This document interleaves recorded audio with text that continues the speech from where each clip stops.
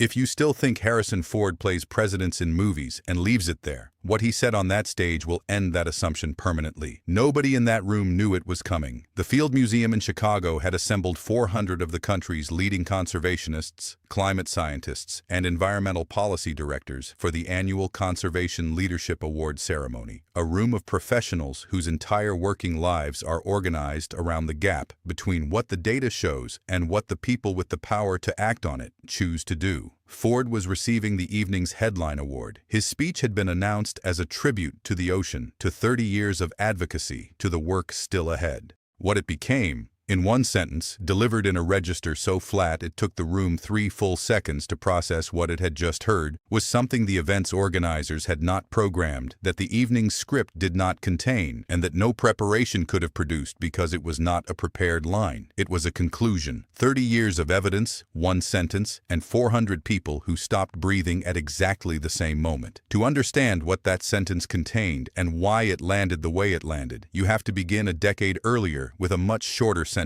4 words delivered to a reporter about a movie, and follow the line from there.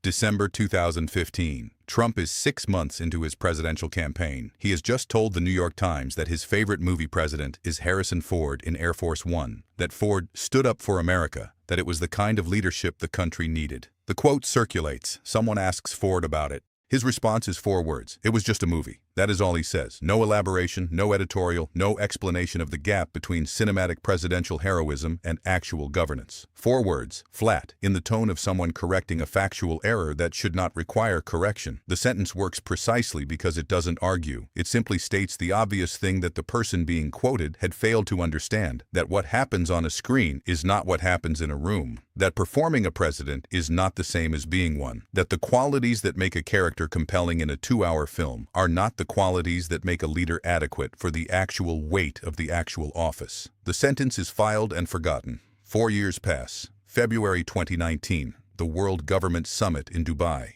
Ford at 76, standing at a lectern in the closing session of a conference attended by global heads of government, economic ministers, and policy architects from 140 countries. The speech is about oceans, their function as the Earth's primary carbon sink, the accelerating rate of their acidification, the policy failures that have allowed the most fundamental system on the planet to be treated as a disposal mechanism by the economies most responsible for the problem. He does not name Trump in the Dubai speech. He names the category, the people who deny or denigrate science, the people who treat empirical data as a political position that can be countered with an opposing political position rather than with more data. The room in Dubai is 4,000 people. The room does not stand. It is not the moment. The moment is still 6 years away, in a different city, in a much smaller room, at a ceremony where the subject is the same, but the language has finally caught up to what 30 years of evidence requires it to say. October 2025, Chicago, the Field Museum, one of the great natural history institutions in the country, its halls containing specimens and records of the planet's history across geological time. The kind of building in which the human present is visibly contextualized by everything that preceded it and everything that will follow it. The Conservation Leadership Award ceremony is held in the main hall under the skeleton of the largest and most complete T-Rex ever discovered, a specimen called Sue, named for the paleontologist who found it, 67 million years old, preserved with the precision of a record that the Earth kept whether anyone was watching or not. The irony of the setting is not lost on the people who organized the evening, and it is not lost on Ford, who references it briefly in the opening of his remarks. 400 people in the room, scientists, policy professionals, conservation organization directors, people who have spent their careers doing what Ford said in Dubai they must do, concentrating on implementation, creating the technologies, building the political will. They are not an audience that needs convincing about climate change. They are an audience that lives inside the daily evidence of it, and that has been watching for the past 10 months as the administration currently occupying the White House dismantles the regulatory architecture that those careers were built to support. Ford takes the award. He holds it for a moment, not as performance, but the way you hold something whose weight is real and whose meaning you want to acknowledge before you put it down. He sets it on the lectern. He begins. The first 5 minutes are exactly what the program advertises. The ocean, its depth, its function, its indifference to the categories that human beings use to divide up responsibility for its condition, the 30 years of advocacy, the specific policy milestones he was present for, the scientists whose work he has tried to amplify. His voice throughout is the voice he has brought to this subject for 3 decades, grave, unhurried, carrying the particular authority of someone who did not arrive at his convictions for professional reasons and cannot be accused of performing them for professional benefit. A 73-year-old man who has been saying the same thing since before most of the people in the current administration were old enough to vote. Then the speech pivots. Trump doesn't have any policies, he says. He has whims. The sentence is clean. No subordinate clauses, no qualification.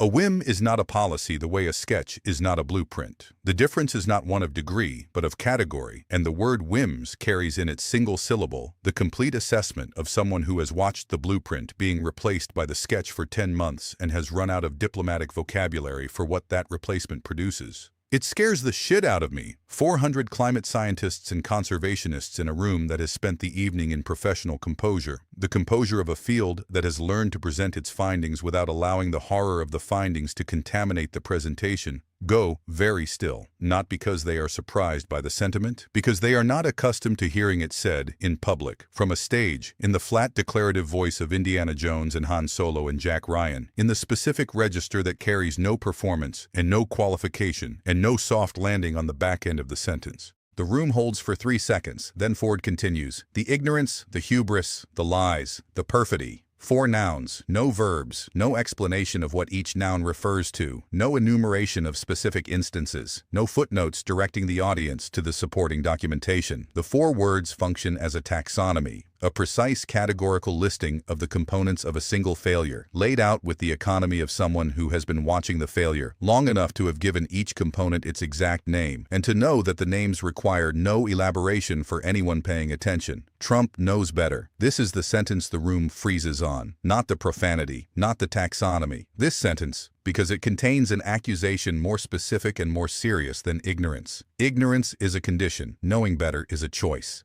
The distinction matters enormously in a room of scientists who understand better than most the difference between a conclusion reached in the absence of data and a conclusion reached in defiance of data. Ford is not saying Trump is uninformed. He is saying Trump has the information and has decided to act against it. That the gap between what he knows and what he does is not a knowledge deficit but a character one. That the failure is not intellectual, it is moral. But he's an instrument of the status quo, Ford continues, and he's making money hand over fist while the world goes to hell in a handbasket. The geometry of that sentence is exact. The status quo, the entrenched financial architecture of fossil fuel dependency, the industries whose short-term profit models require the externalization of long-term environmental cost, is the structure being served. Trump is not the architect of that structure. He is its instrument.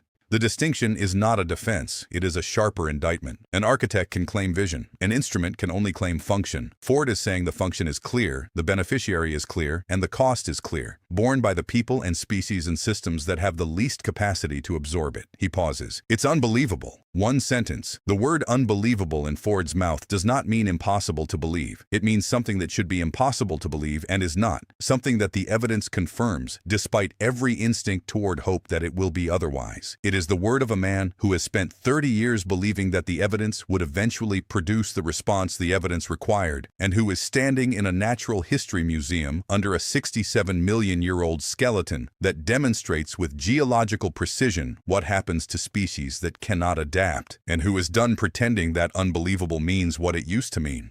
I don't know of a greater criminal in history. The room does not gasp. It does something slower. The collective settling of 400 people receiving a sentence that is not hyperbolic, that is being delivered by a man who does not speak hyperbolically. That is the considered verdict of 30 years of watching a single failure accelerate past every threshold that was supposed to stop it. The sentence sits in the hall under Sue's skeleton with the weight of something that has been waiting a long time to be said in exactly these words by exactly this person, in exactly this room.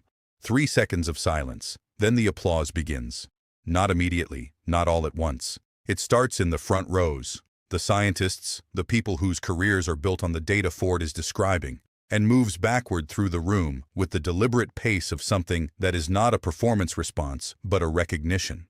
A room standing not because it was cued to, but because it has just heard the thing it has been holding for 10 months, said cleanly and completely in a voice it recognizes as having earned the right to say it. Ford is not finished. He's losing ground, he adds, because everything he says is a lie. He picks up the award from the lectern. He holds it one more time, sets it back down, says thank you, walks off. The clip is online within 11 minutes. Trump's team responds within the hour. A statement calling Ford's remarks reckless and dangerous, and noting that the president has done more for the American economy than any previous administration. The statement does not address the word criminal. It does not address whims. It does not address the geometry of the status quo argument, the instrument, the beneficiary, the cost. It addresses the economy. By morning, the clip has 14 million views.